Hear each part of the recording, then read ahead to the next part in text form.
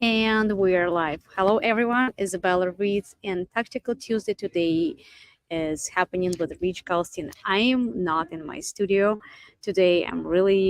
I just got off the stage, and we've been actually talking about Rich Galstein as well. We had a couple questions from the sellers that they're struggling with patents because it's a big part of your journey, and it doesn't matter if you're selling on Amazon or if you're selling any type of e-commerce, if you're doing Shopify, because if you're selling someone else's product and you didn't patent that, or someone else's patent that and you decided to sell it, this is a big trouble. So you can treat this problem as an opportunity or the trouble.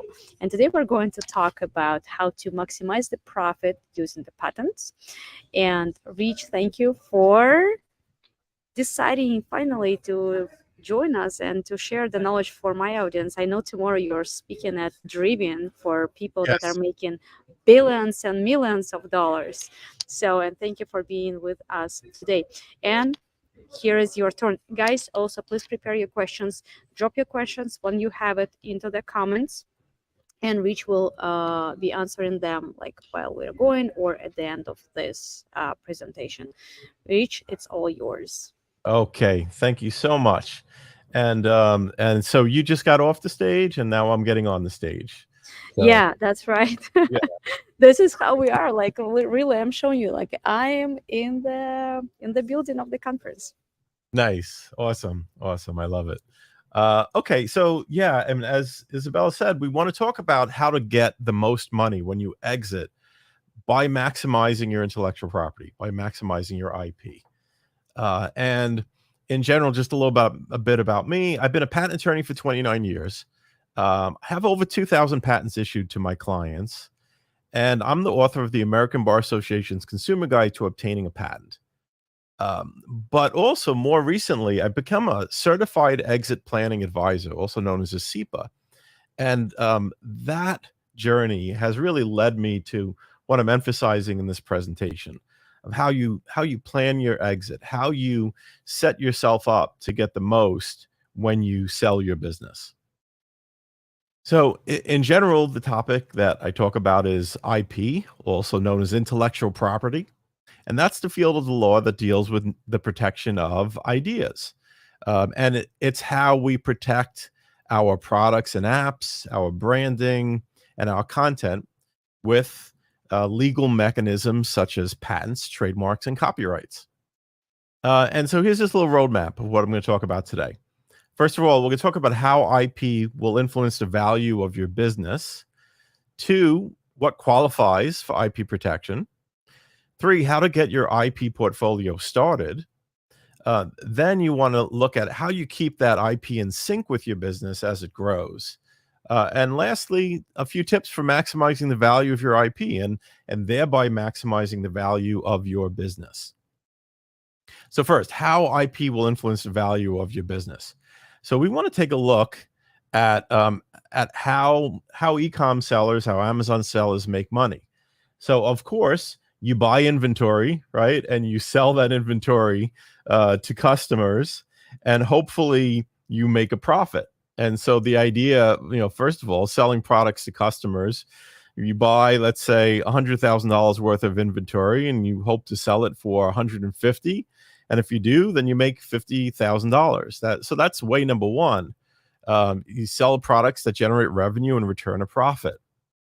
But way number two is by creating business assets that you eventually sell. So as you're doing that, as you're doing the things that make your business more successful, as you optimize your listings, as you gain product reviews that create sustainability for your business, then that's growing value in the business itself. So maybe at the end of the year, you've made $300,000 in profit. But maybe by creating a steady, sustainable business, you've also created a business that's worth, let's say, $900,000, like 3 times what that profit is. So you're doing both as you run your business. You're making a profit on the products, and you're also making money that's kind of built into the business now, so that when you sell the business, you'll recoup that money. And in general, that's where most sellers make the most money, is when they sell the business. So what you're doing here is you're creating a stable value delivery system. You're creating a stable business, and then that justifies the price paid at exit. But a little bit more about how that works. First of all, a lot of times when sellers think about intellectual property, they think about patents, they think about trademarks, and they think about like whether they should invest money in it. The way they typically think about it is like, well, okay, if I got the patent or if I got the trademark, is it going to be valuable to me to slow down my competition, keep people from jumping on my listing? Um, is it going to help me to gain some sales revenue because I have some differentiated products that other people can't copy? So generally, you're looking at getting a return on your investment in IP through additional revenue or avoiding losing revenue and cash flow. So that's how most sellers think about IP. But how you should think about IP is that the real value that you're going to get is from the increased value of your business because of the IP you create and protect. That's where the real payoff comes. And that's where you can get a really big return on investment on the money you put in IP when you exit your company. So let's look at how companies are valued at exit. So companies are valued based upon the earnings, the EBITDA, it's called, earnings before interest, depreciation, taxes, and also that's just the yearly profit, how much profit you make per year times a multiple of that profit. So if you make $1 million a year and the multiple is 3, you get paid $3 million. If the multiple is 5, you get $5 million. So if you get a higher multiple with the same profit, you get more money for your business. And the multiple you get is going to be based upon an assessment of the longevity and potential of your business. So it's going to really be a function of how attractive your business is to buyers. If they like what they see, they'll pay more. And then also businesses that are more attractive, businesses that other buyers look at and say, wow, that's a business I'd like to own, they get more buyers. When there's more interested buyers, when there are more people interested in your business, that's going to lead to a higher multiple. So the point is to make your business more attractive. And part of how you make it more attractive is by making the business clearly sustainable and something that's going to grow. So when someone is looking to buy your business, they see that yeah, this is going to keep going on. The business is sustainable, like it's steady. They've got a lot of reviews. They've got a lot of factors in place that mean that they're number one in the category now, and they'll continue to be number one.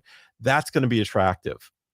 But the multiple is hurt by things that show the business has risks in it, that there are risks to it continuing on being profitable.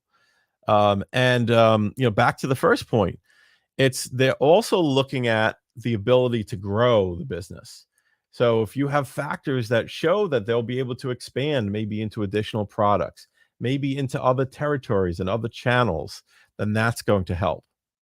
So for all of this, an IP portfolio definitely makes a difference. And when I say IP portfolio, I mean a group of patents and trademarks that you own, kind of like an investment portfolio. It's your the intellectual property that you own, and that's going to make the business more attractive, leading toward a higher multiple.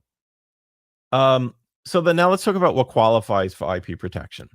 And this is where people often get confused, and they'll say things like, that's a really great name for a product, you should get a patent on it.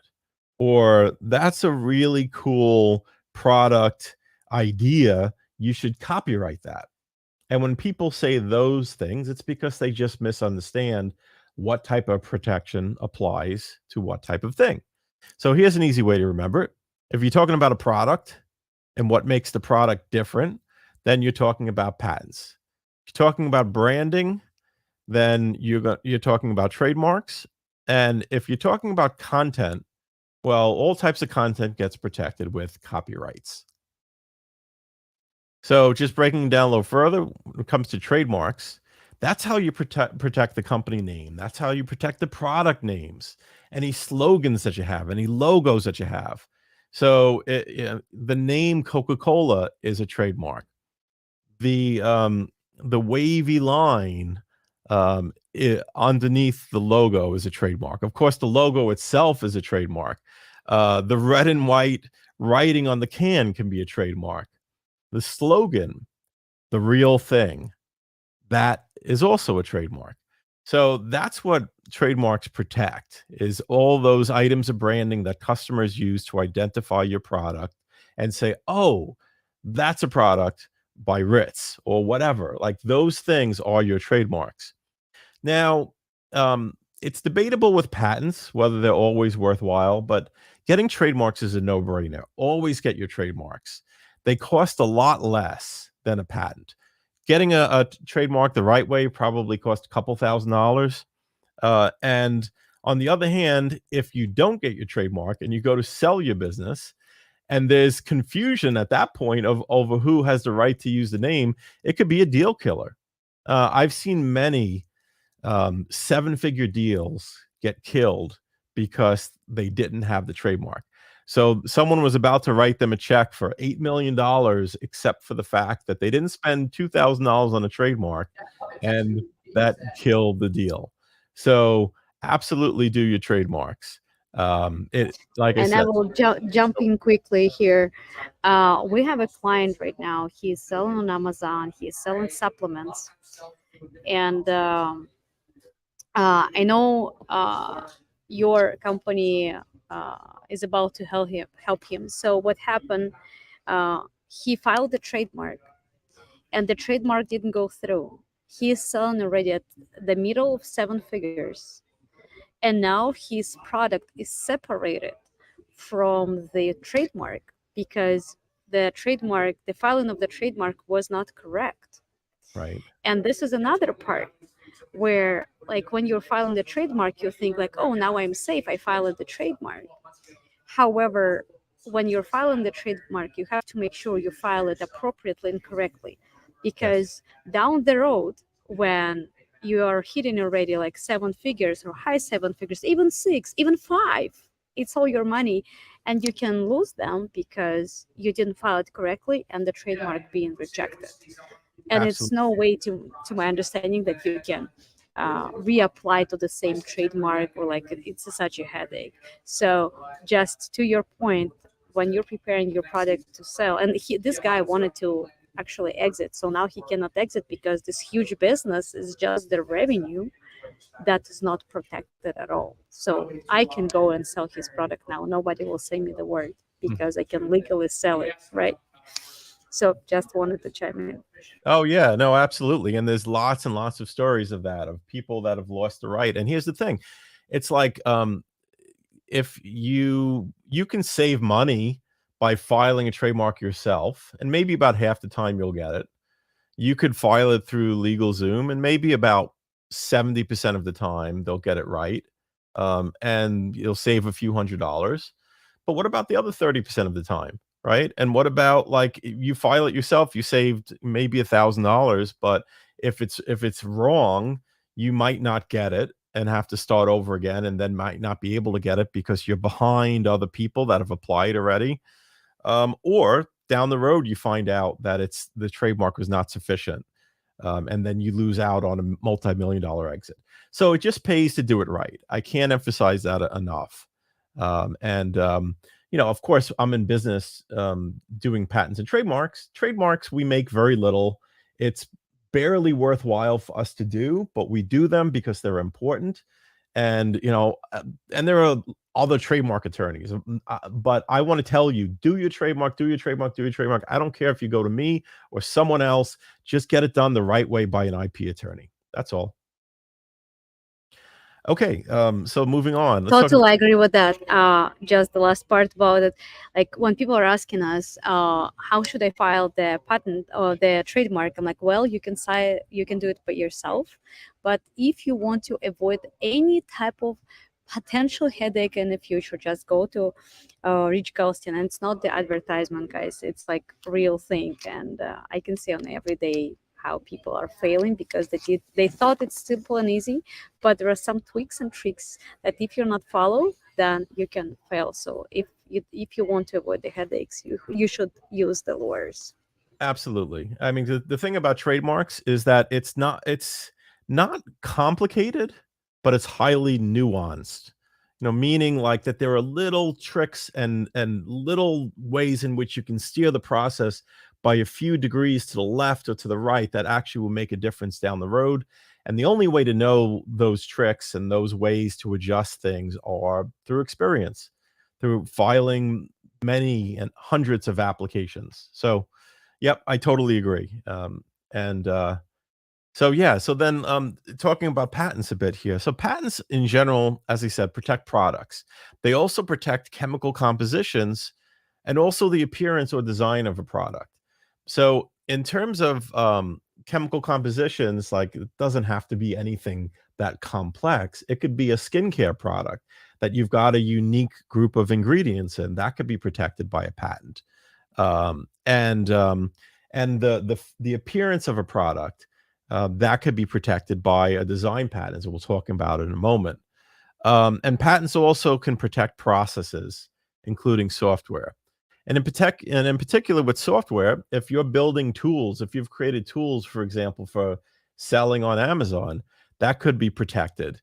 And those tools can be protected as the series of steps, like as that unique process that the software follows. So that's something to keep in mind. And that's a potential asset right there. As if you're building a platform or a tool that you might want to sell, um, having the patent could make a huge difference. Will make a huge difference in the valuation. Um, okay, now two types of patents. There's a utility patent, which is what we would typically think of if we think of an invention where someone has taken a product and improved it, making some structural changes, some functional changes that make it a better product. That's what a utility patent is going to protect. It protects the functional structural differences from other products. A design patent is where the product itself doesn't function any differently. It just has a unique appearance to it. So that appearance gets protected with a design patent. Now, here's the thing. Um, Generally, over the years, people would say design patents aren't worthwhile because if someone just changes the way the product looks, it's not going to infringe the patent. But let's think about how people copy us on Amazon.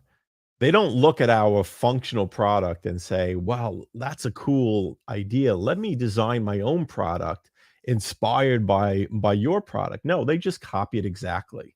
And so if they copy it exactly, it's going to look the same and it's going to infringe the design patent. It's also easier to enforce design patents on Amazon than utility patents. So uh, it it is a very useful tool on Amazon. Also, a lot of people get shut down for infringing someone else's design patent. Amazon seems to defer to the patent owner, so it pays to be the one with the patent. So, if you have a product that has a distinctive look, it pays to apply for design patents, and they're quite a bit less expensive than utility patents too. Okay, now how to get started. So let's just look a little bit about how you get started with laying the groundwork for an IP portfolio, for having some IP assets in your business. So Rich, do you want to answer questions and then move here, or you want to finish here and then answer questions because we have quite a bit of.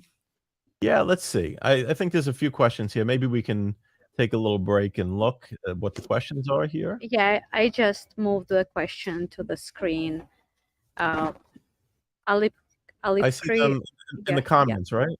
Okay, yeah, you can see them in the comments. So he's asking Oh, okay. I see you. question. See. Yeah. Okay. Good morning here in the Philippines. I have two questions. First, I had a patented invention here. Do I still need to apply for a patent in, say, the United States? Second, what's the cost of applying for patent in the US? Well, first thing to know, and I realize that most sellers would not realize this, but once you obtain a patent, it's too late to apply for a patent elsewhere. So if you want to do international patents, you have to do them at around the same time. It's like you have to do them within a year, or at least you have to start the international process within the year, because otherwise, once the patent issues, it's too late to patent it elsewhere. Cost of applying for patent, if you're talking about a utility patent, it's going to be more 10,000 and up generally to apply for a patent in the US. And the reason you get patents in foreign countries is to prevent someone from making, using, or selling it in that country, right?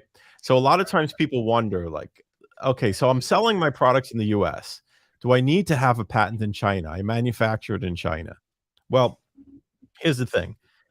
If someone manufactures the product that's protected by your patent, if they manufacture it in China, they can do that, but they can't bring it into the US because the US patent prevents them from selling it in the US. If you think that China is a good market for your product, then you might want to get a Chinese patent, because someone could make the product and sell it in China without your permission if you don't have the Chinese patent. So that's really when you want international patents, is when you want to expand the sales into other countries. Okay. Is it worth it to have suppliers and manufacturers in China sign an NNN or an NDA? If positive, please, how should one proceed in making it legally binding? So here's the thing. A non-disclosure agreement or similar agreements is basically a contract where someone says, someone promises that they're not going to disclose your invention to others or use it for their own purposes. But it's just an agreement between you and them. So if you saw, for example, another manufacturer suddenly started manufacturing a product like yours, you would need to prove the connection. You would need to prove that the person you signed the NDA with leaked it to this other company, and that's really difficult to do. In general, the way I think of NDAs is that they help honest people be honest. In other words, if you sign an NDA with a company, it makes them realize, like, oh, I shouldn't just tell my friends about this idea while I'm just telling them about cool things that I saw in my business. It makes them remember the circumstances. Oh, this is supposed to be a confidential idea. Let me not say anything about this. But it doesn't really stop people who are intending to do you harm from doing you harm. So, um, let's see. How does it work when a Chinese manufacturer say they have a patent on a product? Does that mean that we as a seller cannot patent it for our own use in the UK or USA? It's a Okay. great question. Yeah. Well, first of all, here's the thing. In order to patent something, you need to invent it.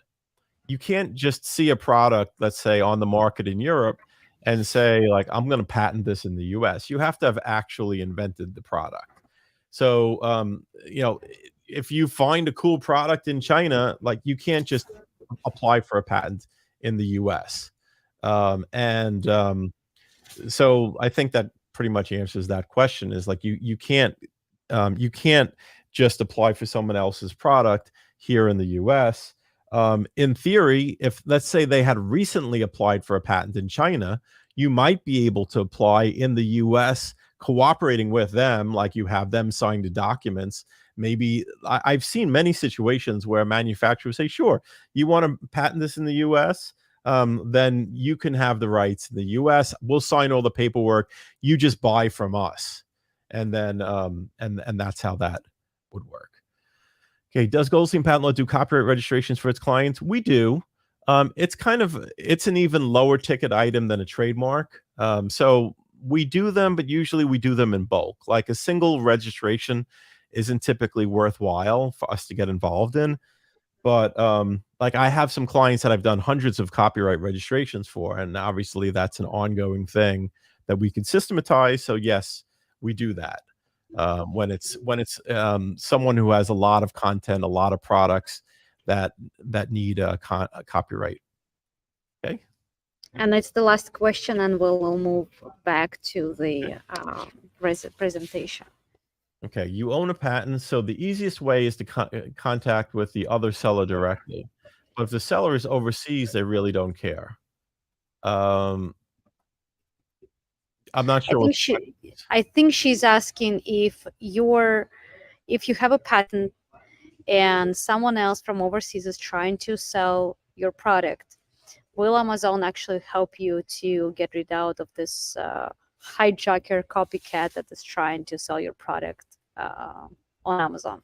Yes, If you're already the owner of the trademark of the patent. yes, there are procedures on Amazon for dealing with patent infringement, and one of them is the Amazon neutral evaluation process, where you would fill out a form and you state the ASINs uh, of the products that are infringing your patent, and it would begin a process. It's not an inexpensive process, but there are procedures for that. Um, and um, and in general, you can start with an IP complaint in your seller account, and you'll usually get directions from them from there.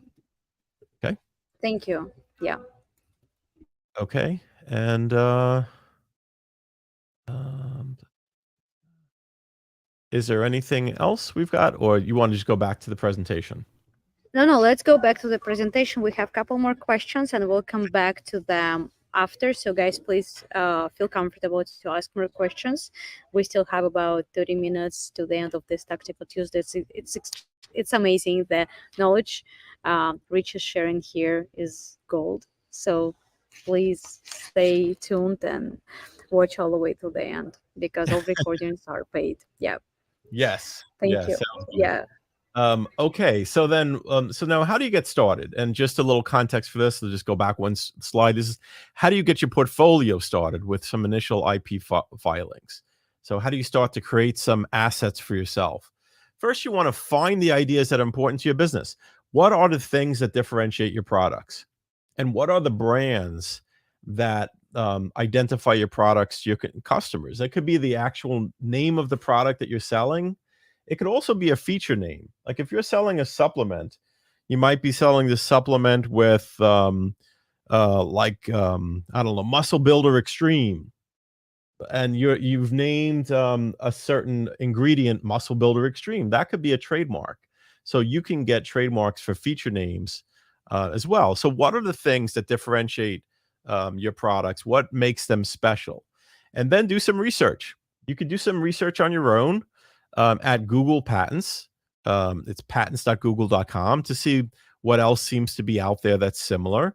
You'll be surprised to find out how many things have been patented that have never made it to the market. And you can check for trademarks at uspto.gov. And of course, though, the better that you understand the way that intellectual property works, the better you're going to be able to understand the results of your research. Because sometimes you look at some search results and you might think that it's good, or you might think that it's bad, but you'll be wrong.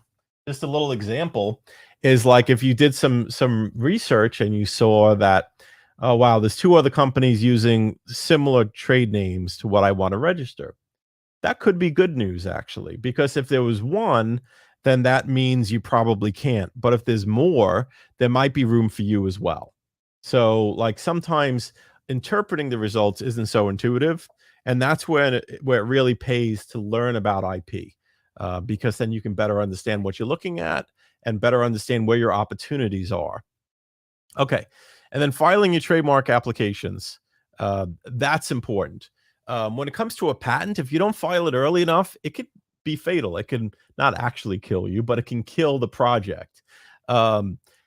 If you don't file a patent application within 1 year of the first time that it's displayed publicly, it's called a public disclosure, then it's too late to ever apply for a patent.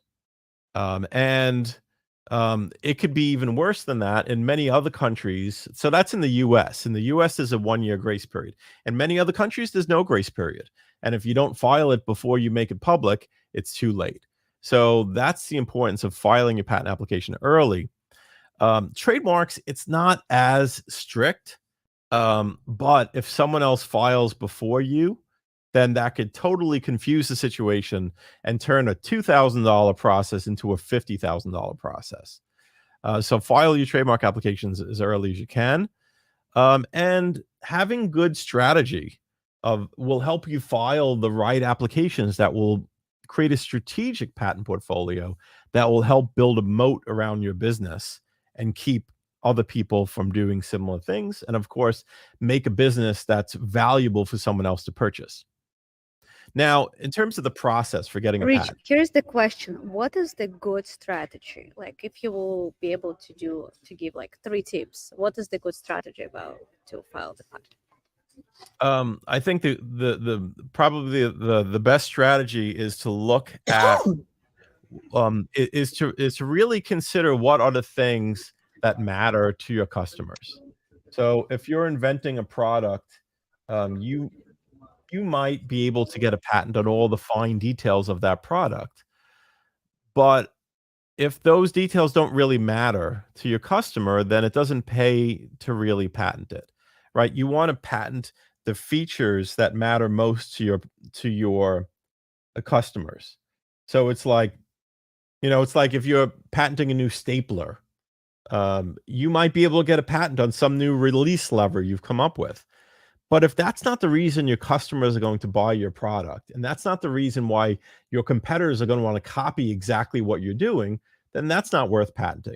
So probably one of the biggest strategies is to go for valuable patents. Go for patents that offer features that actually matter to the market. Yeah. So I'd say that's number one. And another important strategy again is anytime you've got a distinctive looking product, then go for design patents. It's worth it. Unless you think this product is not going to sell much, unless you think that the product is going to be like a $500 a month product, it's probably not worth doing the design patent. In But this case, it doesn't worth to launch the product at all. right, yeah, exactly. Sean Hart just said you hi. He also got off the stage and leaving right now. So we Oh, have nice. the whole crew here. Yeah. Yeah, that's Uh, awesome. I guess all my friends are there. That's oh, all your friends. Yeah, we're missing just you. now I'm getting FOMO. So It's okay. We'll see you maybe in 2 weeks in yes, another event. yes, exactly. We'll all be together again soon, as we always are. Is Um, there any opportunity how we can? I know it's more question to us, but is there any opportunity to measure if this design patent worth it or not? Like for example, like Bath and Body Works, they patented their jars and containers for the soap and for the candles and all of those. And nobody else can. At least I know they did it in the United States. I don't know about other countries. Uh, so in this case, nobody else can replicate them, and then nobody else can sell them in the United States. So they went strategically about it because they know their product will be successful because of the branding. So is there, and it's understandable. So is there some tips for the sellers that didn't do patent yet, but they have to somehow calculate this risk at this point? Make sense? yes, it does. And I think if you calculated it, it's almost always worth it. And so it's like this is how I would look at it, is if you had 10 products and you did 10 design patents, um, of maybe 3 or 4 of those situations, you never really need the patent. Um, in a few of the situations, it's going to give you like 100-time ROI. Like patents, design patents can be a huge ROI. It doesn't take much to give you an ROI if you're able to shut down a competitor. You spend $4,000 or $5,000 on a design patent, and like, what does it take if you're able to stop a competitor from selling a competitor product to get to $5,000 in sales, or even a multiple of that, like 15, 20,000? Doesn't take much. So if you were doing multiple projects, it's always going to be worthwhile. If you're doing one, then sometimes it'll seem like a waste. Sometimes it'll seem like wow, this was a home run. But I think if you average it out, it's almost always worth it to do design patents. Utility patents is more debatable because it's more a question of whether you're able to patent the features that matter to the market. If your product is basically the same as what other people are doing and you've got a few tweaks to it, it might not be worth utility. Agree. Thank Okay, you. cool. So let's look at the process here. So first, the way it goes is you file a patent application, and a patent application isn't just like a form you fill out, like a job application. It's a complicated document with drawings that shows what the invention is, how it's similar to or how it's different from things that have been done before, and why it's worthy of a patent. And that's going to be, once it's filed, then you have patent pending.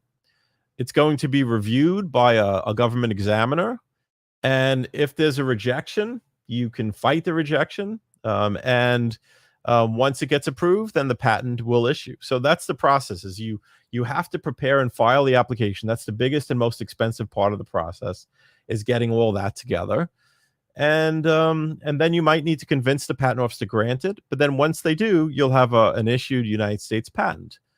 And similar for trademarks, you file the application. It's reviewed, and then it gets approved. The difference is that with trademarks, there's two ways you can file. One way you can file is by having by you actually using the product. So you started selling the product already. You file what's called an actual use application. In that case, they'll review the application, and if it's approved, it'll be registered. You could also file it when you're planning to launch in the near future. It's called an intent to use application. So you haven't actually started selling yet. You file the application. Once it gets approved, then you need to show the patent office that you're actually using the product, that you're actually using this mark to sell the product. And then they'll give you the registration. So two different pathways for getting a trademark. And to answer the question on the screen, how long does the patent process take from start to finish? Typically about 1 to 2 years. Trademarks in general are taking about 1.5 years these days to get. Easily more than a year, and in many cases about 1.5 years. So that's one of the reasons it's important to do it right from the start, because if you do it wrong, you're probably going to have to start over again after a significant time period. So, okay. So now, assuming you've filed some applications, here's a few tips for keeping your IP in sync with your business as it grows. Because as your business grows, so should your IP, and so will probably your budget for gaining IP. So, in general, I just mentioned the last item first. Increase your IP budget. If you're selling $500,000 a year, then maybe your budget's going to be $5,000 to $10,000 per year. But if you're selling $10 million a year, you should probably have something like $100,000 budget for IP, because it's going to pay off. If you're selling $10 million a year, let's just do some quick math. $10 million a year. Making say $2 million a year in profit, and you get, let's say, a 4-time multiple, that would be like $8 million exit, right? Now, conservatively, if having the IP stretches your multiple by 1, from a 4 to a 5, that's an extra $2 million. $2 million at exit makes it worth spending $100,000 on IP. It's a 20-time ROI. So as your business grows, increase your IP budget. Also, whenever you modify the appearance of your products, file new design applications. You can file things called continuation in part or continuation applications as you improve your product. If you file applications before your first patent issues, you can tack it on and say, like, okay, yes, I'm filing this new improvement now, but it's based upon an initial application I filed in 2019, and that's going to count for a lot. Also, as you enter into new brands, have new feature names, new slogans, and new logos, make sure you update that by filing new trademark applications. So keep your IP in sync with your business. Now, in terms of maximizing the value of your IP in your business, again, filing continuations, because if you if you have one patent, it has a certain value. If you have a family of patents on the similar product, that's a lot harder for a competitor to copy. It's even a lot harder for them to analyze the patent to see what they need to copy. It's going to cost them a lot more. Also, you can maximize your IP by filing foreign applications, because that provides upside for someone that's looking to buy your company. You might not have expanded into Europe, but if you've got European trademarks and European patent applications, they're going to look at it as like, oh, wow, we've got an opportunity here to expand into those territories. And that's going to be a huge ROI in whatever you spend on that. And then last is police your trademark. If you see people using the same brand name as you, you have to take action, because if you don't, you're going to lose the enforceability of your trademark. And in turn, it's going to cost you value.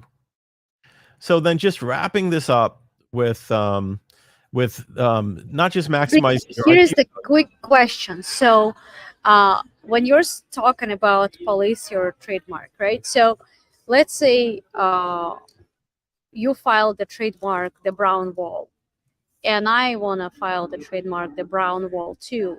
High likely examiner will not let me go through because they will say that it's too, how you say it legally, too similar, too The close. likelihood of confusion. Yeah. So, and in this case, is it actually on you or it's on examiner to catch it? So, or it's on both. Okay, So you don't have to it's on rely on both. an examiner. It's on both, and they're independent of each other. So it's like the examiner might think that something is potentially confusing. A court might disagree. Like if you wanted to take action, they might not think it's confusing. At the same time, an examiner might think something's not confusing, and a court might disagree. You might have a competitor that says like, I can't believe they're copying our trademark, but there really isn't a likelihood of confusion. They just, got a, they just feel upset about it, and they're going after you. So yeah, you can't really go by strictly what the patent office says. You should get a real opinion on whether there's a problem, whether there's a conflict between the two names. Okay. Sounds good. So, for example, if I'm filing in the same category, I understand I shouldn't go after the name that does already exist. However, if the name does exist and I want to use this name because it will really give me a lot of opportunity to sell, maybe it's some type of the keyword, but I'm going to sell in a completely different category. So, for example, it's shoes, shoe category is already trademarked with this name, and I'm going to sell on a drinkware. So if I'm filing a drinkware with a similar, I don't know, like glass, white glass number 2, and the Right. white glass for the shoe already exists. So will that be also confusion high likely? Should I try to trademark it, or it's better to find the name that will not give me any potential products at all or problems at all? Yeah, I mean, it'll probably be okay if it's completely different area. What it comes down to is likelihood of confusion. And so sometimes when a name is very famous, then even in a totally different category, people might say, huh, well, it looks like Harley Davidson has branched out into selling lawnmowers, right? So that would be confusing, right? If you saw Harley Davidson on a lawnmower, you might think that that was related to it, or even skincare product, Harley Davidson. You might think that it's affiliated. So like it really depends on whether think it's likely to be, whether consumers would likely be confused between the two. So there are different factors that come into play. One of them is whether there are other people. So if you had like brown wall in one category, and then someone else had brown wall in a completely different category, and you want to do brown wall in a completely different category, the existence of the other two is kind of saying that like, well, yeah, it seems that people wouldn't be confused between that same name in very different categories. So you look for factors like that. Like usually that's what we look for, things that would tend to have you say, you know what, consumers would not be confused and it's okay to proceed. Thank you. You're welcome. Okay. So then Again, just last a few tips, because we're talking about increasing the value of your business through IP and other ways.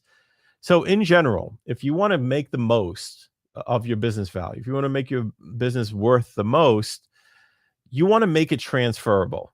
So one of the biggest things that prevent businesses from selling is that it's not transferable.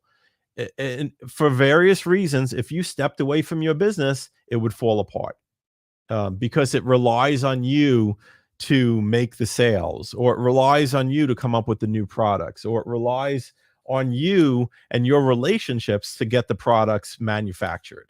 So you need to create strong systems within the business that don't rely on you, and SOPs, standard operating procedures, that some new buyer can step into and continue operating the business. They know exactly, there's a procedure for how the products get sourced and how they get fulfilled and how products get shipped and customer service.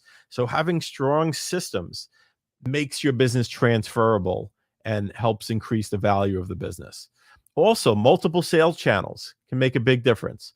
I was talking earlier today with Yael Kabili from Fortinet, and she was saying that, like, in general, the multiples for a lot of e-com business can be from 2 to 7, but there are some deals that are 10 times or 12 times. And one of the things that makes a big difference can be multiple sales channels, not just Amazon, selling through retail channels, selling through other sales platforms. So multiple channel will increase the business value, increase the multiple. And in general, minimize the risks, including the risk of IP infringement. So if you want to make your business more valuable, look for those things that are risky and make them less risky. And the risks might not be what you think they are. It might not necessarily be like, a risk of being sued. It might just be that you've got suppliers with no contracts, and they could raise the price at any time, or they could stop selling to you. So one of the things you do to de-risk a business is you create those long-term agreements, for example, and you look at those possibilities that might occur, especially once you left the business, and you eliminate the risk. It's going to be much more attractive to a buyer. So all of those things would help you increase the business value. And I'll just say that in general, if you want to find out if we can help you build your IP assets, you talk to Larry Slavin on my team. And real simple way to schedule with him is speaktolarry.com. And one of the things we can do is, like, if you've built some IP and you're wondering, well, maybe it's enough, maybe it's not enough, maybe there's other things we can do. We can do an IP audit to see what opportunities there are and to maximize your IP value. But yeah, what you want to do though is to set up a call with Larry at that link, speaktolarry.com. Yeah, that's really amazing. Link, speak to Larry. Yeah, Rich, thank you so much. And we have more questions. You are super popular on our Tactical Tuesday today, and I will start with Harrison. Like, his question is pretty interesting. Okay. Can you do design patents on POD designs generated by Midjourney? What's POD? POD, is that like, that's basically, it's like an artificial intelligence? It's artificial intelligence. It's Midjourney. When you can do the prompt like, please create for me the hat for Rich Galstein Right. when he's sitting on the chair. Here's the thing. Technically, no. In order for something to be protectable with IP, to be patentable, to be copyrightable, there has to be human authorship. I would say if you take those designs and you do some additional work on it, then you could. No one really knows how that's going to shake out. Like, no one really knows how that's going to shake out in terms of like how much you need to change it really in order for there to be human authorship involved. But the simple answer is, straight up, anything from artificial intelligence is not patentable or copyrightable. How much modification you need to do from that design to have it then be considered human authorship is another story. Okay, next question from Oscar. Is a lithographed work of art copyrightable or design patentable. It could be both. I've gotten I've gotten copyrights on, well, first of all, it's definitely copyrightable. Um, but I've gotten copyrights on many works of 2D art, like posters even. I've been able to get protected with a design patent. So yeah, it's possible to do both. Okay, Rebecca, do you have to file a design patent for each and every SKU release if it's the same concept with simply different appearances? Here's the thing, the different appearance is what leads to a different design patent. It doesn't matter about the SKUs. So if you had many SKUs because, let's say, for example, the product came in many different colors, um, that's fine because we do a black and white line drawing of the product, and that's what gets protected with a design patent. But if you vary the appearance, like in terms of the shape, that's likely going to be a different design patent. Okay, Dr. Mead, how much does it cost to register a patent in the US? Talking about a design patent, probably around 5,000. Talking about a utility, I say 10,000 plus. Say 10 to 20,000 is probably a good range. Okay, so what else do we have? We have a very long question, so I will drop the first part and then the second part. Okay, cool. And then be interested in your thoughts, please. I'm a new seller and I haven't launched a product yet, but I have been in communication with a Chinese manufacturer about making something I have designed. Unfortunately, life got in the way for the last 9 months. The Chinese manufacturer has gone ahead and made my design without me finalizing things with them and paying anything for the mold, etc. They're now advertising my product on Alibaba in different variations. I did contact them about it, and they have said that it's still available for me to sell. I requested a sample that arrived this week, but where would I stand? I want to launch this product. Can they now sell to others because they've created it at their own cost? Well, okay, so I'm going to answer the question in terms of like what your legal recourse is. I mean, ethically they should not, right? But I don't know that there's anything you can do to stop them. I mean, like, if you want to sue them in China for breach of contract, if you had a contract that indicated that the designs would belong to you, for example, you might be able to bring a lawsuit in China. But if you had Do you actually have this money to do that, or it might be easier just to switch your focus on something else? I don't, yeah, I mean, it's like, I think, yeah, pretty much, like, I don't think there's much you can do to stop them from getting away with selling it. Yeah, I mean, it's one of the pitfalls of working with an overseas manufacturer on a new idea that you haven't protected. Unfortunately. That type of thing can happen. Yeah, unfortunately. I think we're done with the questions. Miguel said, no, I don't have money. Yes, if you don't have money, just don't fight. So as a practical matter, there's not going to be anything you can do. Even if you had had applied for a patent and you don't have money, there's not much you can do with enforcement. It really, it takes money to get any of this done. So I'm sorry that happened to you, but I don't know there's much that you can do. Yeah, it's a cost of the business, unfortunately. Rich, as always, you're amazing. I'm very happy that you've been here with us today. And guys, absolutely, my pleasure. And long story short, what you're supposed to do, if you don't want to have any headaches and you're actually developing the products and you're working on the product customization, and you know that this product is going to make a lot of money, especially if you're data driven and you understand the numbers up front, please ask patent lawyer, go to Rich Galstein and ask them for help to make sure you're securing yourself. If you're already selling on Amazon and you're pushing like pretty big numbers and you're about to exit, but you didn't do any patents or copyrights or anything, you probably should talk to Rich Galstein, even you missed the year when you had to file your utility patent and design patent. So maybe there is usually there is a will, there is a way.